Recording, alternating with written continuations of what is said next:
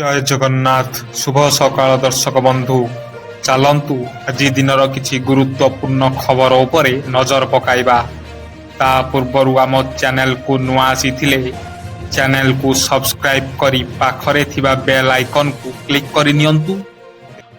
ପ୍ରଥମ ଖବର, +2 ପରୀକ୍ଷା ଆସିଲା ବଡ଼ ଖବର। ଆଜିଠାରୁ ଆରମ୍ଭ ହେଉଛି ଯୁକ୍ତ 2 ପରୀକ୍ଷା। ଚଳିତ ବର୍ଷ ମୋଟ ରେଗୁଲାରରେ 3,76,535 ଜଣ ପରୀକ୍ଷା ଦେଉଛନ୍ତି। ଏକ୍ସ ରେଗୁଲାରରେ 25,088 ଜଣ ଛାତ୍ରଛାତ୍ରୀ ପରୀକ୍ଷା ଦେଉଛନ୍ତି। ମୋଟ 4,01,623 ଜଣ ପରୀକ୍ଷାର୍ଥୀ ପରୀକ୍ଷା ଦେବେ। ପରବର୍ତ୍ତୀ ଖବର, ଭାରତରେ ଶିଶୁଙ୍କ ପାଇଁ ବ୍ୟାନ୍ ହେବ ସୋସିଆଲ ମିଡିଆ। କେନ୍ଦ୍ର ସରକାରଙ୍କ ବଡ଼ ପଦକ୍ଷେପ। ଭାରତରେ ଶିଶୁ ଏବଂ କିଶୋରମାନଙ୍କ ପାଇଁ ସୋସିଆଲ ମିଡିଆ ବ୍ୟବହାର ଉପରେ ଏକ ବଡ଼ କଟକଣା ଆସିବାକୁ ଯାଉଛି।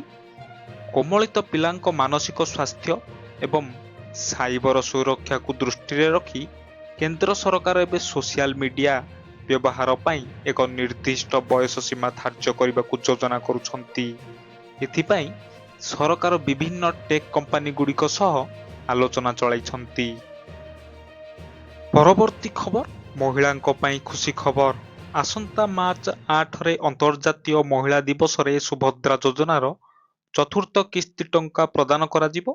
ସରକାର ଏକାଥରେ କୋଟିଏ ମହିଳାଙ୍କ ଖାତାକୁ 5,000 ଟଙ୍କା ଲେଖାଏଁ ପଠାଇବେ ବୋଲି ଉପମୁଖ୍ୟମନ୍ତ୍ରୀ ପ୍ରଭାତୀ ପରିଡ଼ା ସୋମବାର କାକଟପୁର ଏକ କାର୍ଯ୍ୟକ୍ରମରେ ଯୋଗ ଦେବା ଅବସରରେ ସୂଚନା ଦେଇଛନ୍ତି।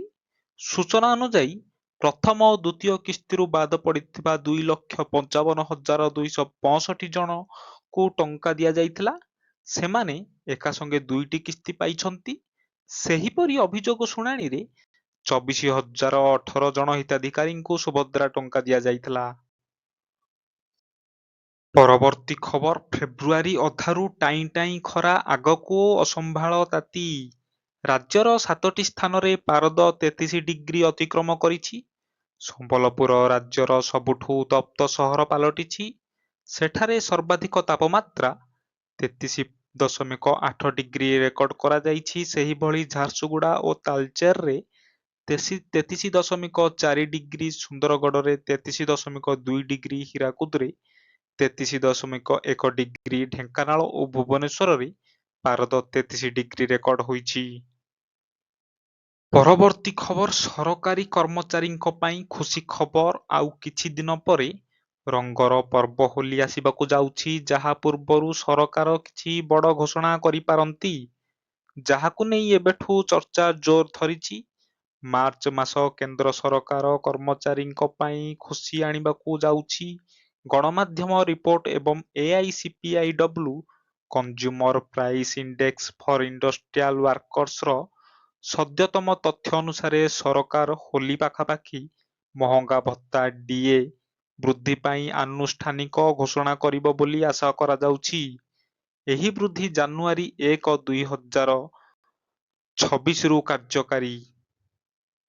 ପରବର୍ତ୍ତୀ ଖବର, ଓଡ଼ିଶା ଆସିବେ ଅମିତ ଶାହା। କେନ୍ଦ୍ର ସ୍ୱରାଷ୍ଟ୍ର ମନ୍ତ୍ରୀ ଅମିତ ଶାହା ଆସନ୍ତା ମାର୍ଚ୍ଚ 7 ତାରିଖରେ ଓଡ଼ିଶା ଗସ୍ତରେ ଆସୁଛନ୍ତି। ଏହି ଏକଦିବସୀୟ ଗସ୍ତ କାଳରେ ସେ କଟକ ଜିଲ୍ଲା ମୁଣ୍ଡଳୀସ୍ଥିତ କେନ୍ଦ୍ରୀୟ ସଂରକ୍ଷିତ ପୋଲିସ ବଳ CRPF କ୍ୟାମ୍ପସରେ ଆୟୋଜିତ ପ୍ରତିଷ୍ଠା ଦିବସ ସମାରୋହରେ ମୁଖ୍ୟ ଅତିଥି ଭାବେ ଯୋଗଦେବେ। ପରବର୍ତ୍ତୀ ଖବର, ମାଓ ସଂଗଠନକୁ ବଡ଼ ଝଟକା। ଛତିଶଗଡ଼ର ଗରିଆବନ୍ଦ ଜିଲ୍ଲା ପୁଲିସକୁ ମିଳିଛି ଏକ ବଡ଼ ସଫଳତା।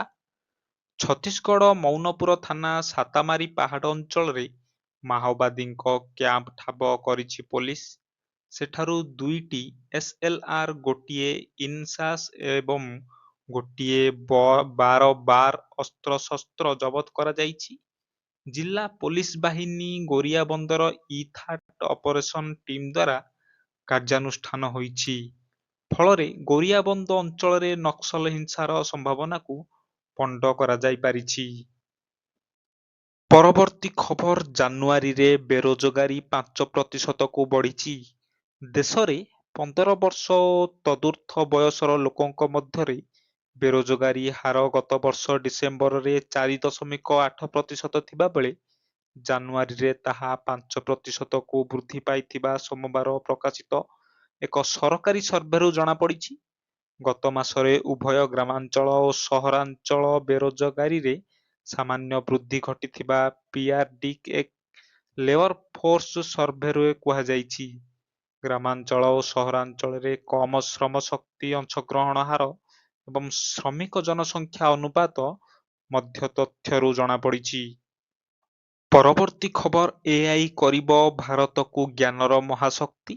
ଭାରତ ଆଜି ବିଶ୍ୱର ଏକ ପ୍ରମୁଖ ବୈଷୟିକ ଶକ୍ତି ଭାବେ ଉଭା ହେଉଥିବା ବେଳେ ଏଆଇ ଏହି ଯାତ୍ରାରେ ଏକ ନୂତନ ଅଧ୍ୟାୟ ଯୋଡ଼ିବାକୁ ଯାଉଛି ବୋଲି ଇଣ୍ଡିଆ ଏ ଇମ୍ପାକ୍ଟ ସମିଟ୍ 2026ରେ କହିଛନ୍ତି କେନ୍ଦ୍ର ଶିକ୍ଷା ମନ୍ତ୍ରୀ ଧର୍ମେନ୍ଦ୍ର ପ୍ରଧାନ। ଭାରତ ସରକାରଙ୍କ ଶିକ୍ଷା ମନ୍ତ୍ରଣାଳୟ ପକ୍ଷରୁ ଦିଲ୍ଲୀର ଭାରତ ମଣ୍ଡପଠାରେ pushing the frontier of AI in India ଶୀର୍ଷକ ସ୍ୱତନ୍ତ୍ର ଅଧିବେଶନକୁ ସମ୍ବୋଧିତ କରି କେନ୍ଦ୍ର ଶିକ୍ଷା ମନ୍ତ୍ରୀ ଏହା କହିଛନ୍ତି।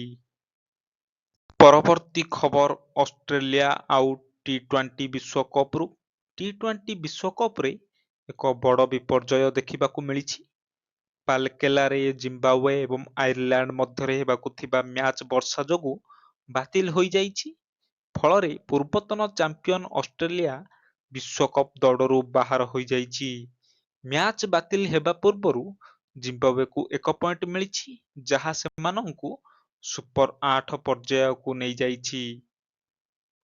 ପରବର୍ତ୍ତୀ ଖବର ବାଂଲାଦେଶରେ ଆରମ୍ଭ ହେଲା ତାରିକିଙ୍କ ଯୁଗ।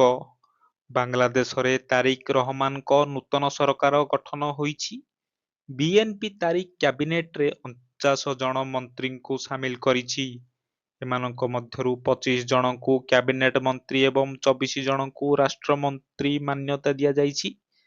ତାରିକ କ୍ୟାବିନେଟରେ ଏକ ଆଶ୍ଚର୍ଯ୍ୟଜନକ ନାମ ହେଉଛି ଖଲିଲୁଲ୍ଲାହ ରେହମାନ, ଯିଏ ମଧ୍ୟବର୍ତ୍ତୀକାଳୀନ ସରକାରରେ ପ୍ରତିରକ୍ଷା ମନ୍ତ୍ରୀ ଭାବରେ କାର୍ଯ୍ୟ କରିଥିଲେ।